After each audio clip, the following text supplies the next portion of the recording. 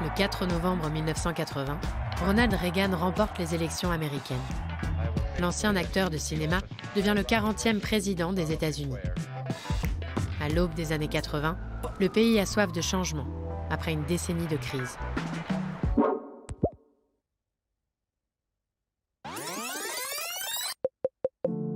En 1973, le scandale du Watergate, une affaire d'espionnage politique, plonge le président Richard Nixon dans la tourmente. Il démissionne 1 an plus tard. En 1975, la chute de Saïgon marque le départ des derniers soldats américains du Vietnam. Après 14 ans de conflit, les États-Unis ressortent vaincus et traumatisés. Le pays traverse alors une profonde crise de confiance. L'inflation et le chômage ne cessent d'augmenter. En 1976, l'élection du démocrate Jimmy Carter n'y change rien.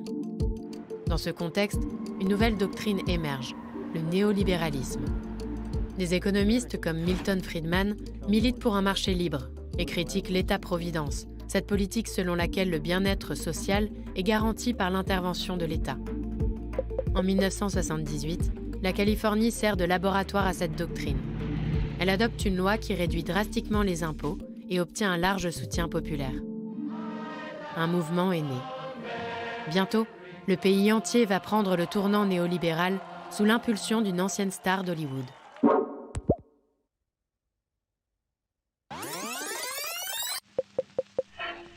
À la fin des années 30, un jeune acteur de cinéma nommé Ronald Reagan se fait connaître du public américain.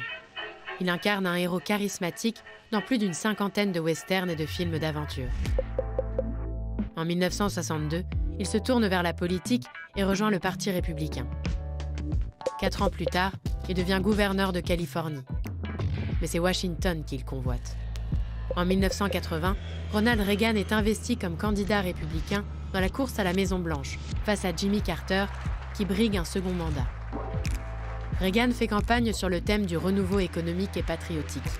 Son slogan « Let's make America great again » séduit les électeurs en mal de changement. Are you better off than you were 4 years ago? Une fois élu, Ronald Reagan s'installe à la Maison-Blanche et instaure une série de réformes économiques, les Reaganomics. Pour stimuler la croissance, il réduit massivement les impôts, dérégule l'économie et favorise les entreprises et la production. La croissance revient et la consommation explose. Mais cette prospérité nouvelle ne profite pas à tous les Américains. Les inégalités sociales se creusent, les sans-abri se multiplient et les conditions de vie des classes populaires se détériorent. En 1984, Reagan est réélu avec une écrasante majorité. Il incarne alors le capitalisme triomphant des années 80. Mais à l'époque, il n'est pas le seul chef d'État à mener une politique néolibérale.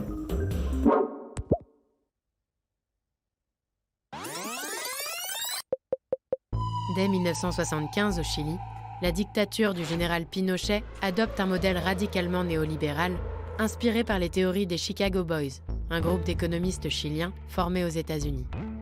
En 1979, en Grande-Bretagne, la première ministre Margaret Thatcher applique des réformes néolibérales pour redresser un pays en crise.